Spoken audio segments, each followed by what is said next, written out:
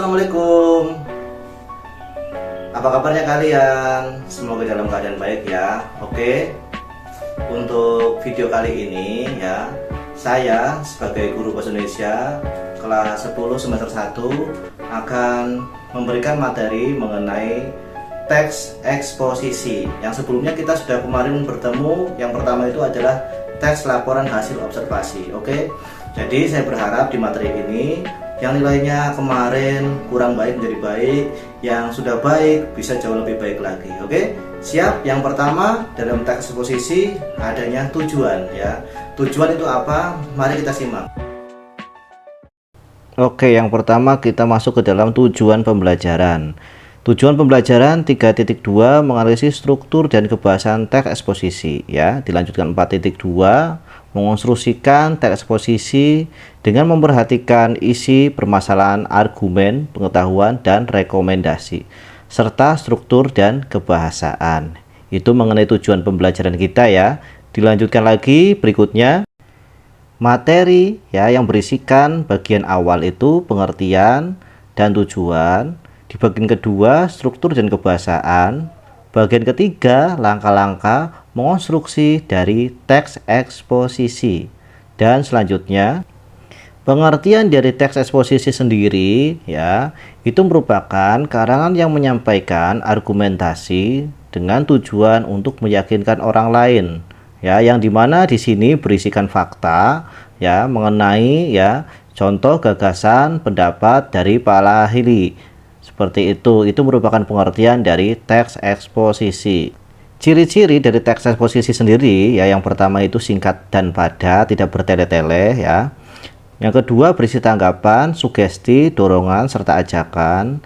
Yang ketiga bersifat informasi ya, memberikan informasi tentang pengetahuan. Yang keempat terdapat fakta ya, data yang akurat. Dan yang kelima menjawab adiksimba. Apa itu adiksimba? Apa, di mana, kapan, siapa, mengapa, dan bagaimana. Berikutnya adalah tujuan ya. Tujuan kita mempelajari teks eksposisi ya untuk mendapatkan informasi atau wawasan pengetahuan dan bertujuan untuk meyakinkan orang lain ya. Seperti itu adalah tujuannya. Struktur dari teks eksposisi yang pertama itu adalah tesis ya, yang saya tuliskan di sini adalah pengenalan isu atau topik yang dibahas. Dilanjutkan dengan argumen ya, yang berisikan fakta serta pendapat dengan dibuktikan dengan data-data yang akurat di sana ya. Lalu untuk yang terakhir rekomendasi ya, penegasan ulang atau menjelaskan kembali mengenai argumen serta tesis yang di dalam teks eksposisi. Seperti itu.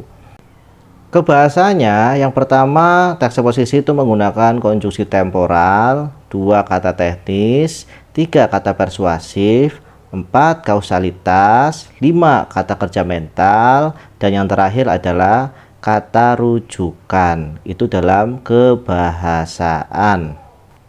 Dan langkah-langkah dalam kita menuliskan teks eksposisi ya, atau membuat teks eksposisi, yang pertama itu kita harus menentukan topik ya. Topik yang akan dibahas itu apa. Kalau bisa kita mengangkat topik yang sedang terjadi saat ini atau topik terkini ya. Yang kedua mengumpulkan bahan ya, berisikan apa, dari sumber-sumber buku ya, dari internet dan yang lain sebagainya.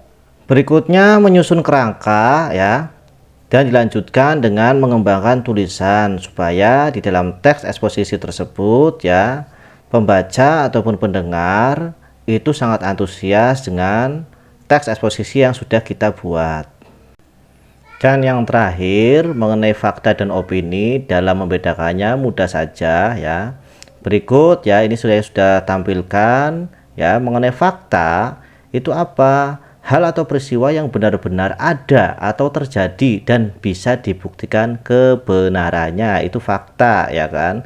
Ciri-cirinya ya, terdapat data dan angka yang sudah terjadi ya. Jadi fakta itu benar-benar ada ya kan, dengan sumber-sumber data lengkap, jelas ya, padat, akurat, seperti itu.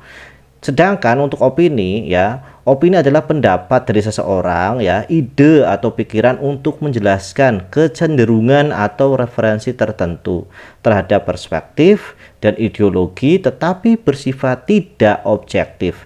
Ciri-cirinya ya, terdapat kata sifat, perkiraan atau prediksi walau ada data dan angka, seperti itu. Oke, terima kasih yang sudah menonton video pembelajaran dari saya mengenai teks eksposisi ya. Saya akhiri video ini. Terima kasih banyak yang sudah menonton. Wabillahi taufiq wal hidayah. Wassalamualaikum warahmatullahi wabarakatuh.